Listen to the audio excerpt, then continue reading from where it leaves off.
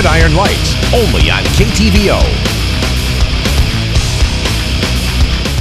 Good evening, everyone. Welcome into Gridiron Lights. We start in Class 2A. Number 1 Albia hosted number 12 PCM. Both teams are undefeated in District 7 at 5-0. So this is a battle for first place. It is October, so a pink out for the Albia fans.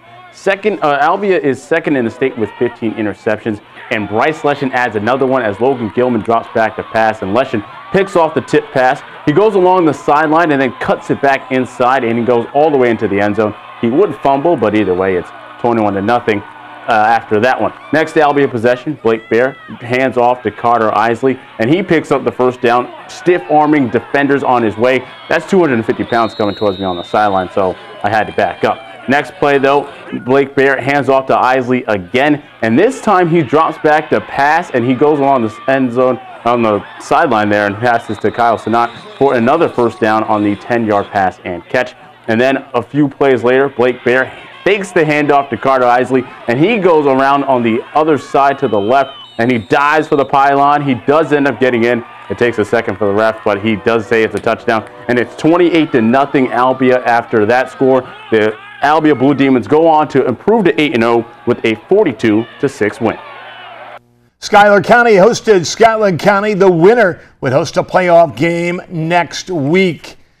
Scotland County in white. Ryan Slaughter will take the opening kickoff down the sideline before he is pushed out of bounds in Ram territory. Aaron Buford takes it down to the 1. 2 plays later, he would score. Schuyler County, they would move the ball on the ground tonight thanks to the running of Sebastian Grant. Number 27 would take it down to the 3-yard line. But on the next play, he would fumble the ball in the end zone. Scotland County would take over. Not good news for the Rams. This is better. Second quarter action, Riley Veach finds Tanner Rennick for the big gain all the way down to the 5-yard line. Nice saving tackle. However, this time Grant would score, but Scotland County would win it 34-16. It's that time of the year. Davis County and Centerville throw out the records and meet for the annual pennant game. This year, the Mustangs get to host.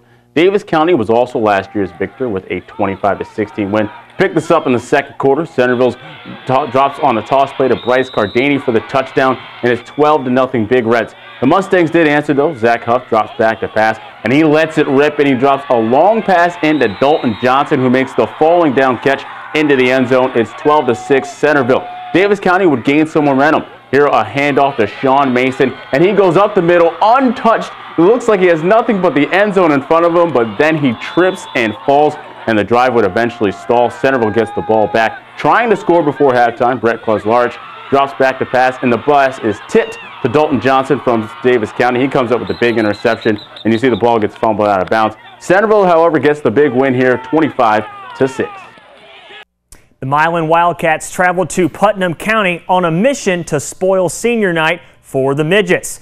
First drive for Putnam, it's Carson Quint. Gets the pitch, cuts back to the sideline, and he will take it in for 6. 2-point conversion, no good. 6-0 Midgets. Ensuing possession, Calvin Heidenwith fakes the handoff, keeps it himself, and he is off to the races. Outruns Wyatt Boley. 2-point conversion good, and just like that, it's 14-0 Putnam. Second quarter, Milan looking for a score. Boley says, I got you covered. Gets the Wildcats on the board with the sneak, and it's 14-7 Midgets. Later in the half, 3rd and 15 for Milan. Boley back to pass, takes off instead, sprints towards the marker, makes a heroic effort, but he is inches shy of the first down. Next play, Boley finishes what he started with another sneak behind his large offensive front. This game was all tied at the half, 14-all, but Milan comes back in the second half and wins 35-20. The Midgets come up short. In Class 1A, the EBF Rockets enter tonight with a shot at the playoffs as 4 teams in its district have only 1 win, including tonight's opponent, the Highland Huskies. EBF has their field ready for Breast Cancer Awareness Month. First quarter action, the Rockets down 16-0.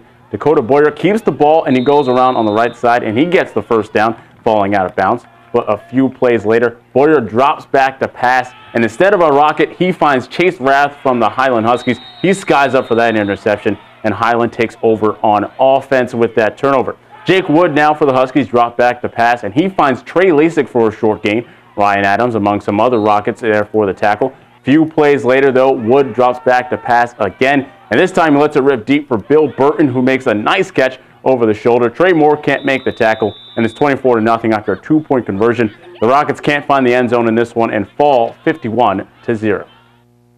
Down in 8-man, the number 11 Moravia Mohawks are still undefeated at 7-0. Tonight's opponent standing in the way of an 8-0 record, the 1-6 Melcher Dallas Saints. Very first play of the game, Melcher Dallas's Paul Carpent drops back to pass, and he lets one rip deep, but instead he finds Avery Waybill. Moravia takes the advantage of the turnover there, and Moravia back on offense now. A handoff to Trevor Cormany for a touchdown. He goes in untouched around the left side. It's 7-0 Mohawks after the PAT.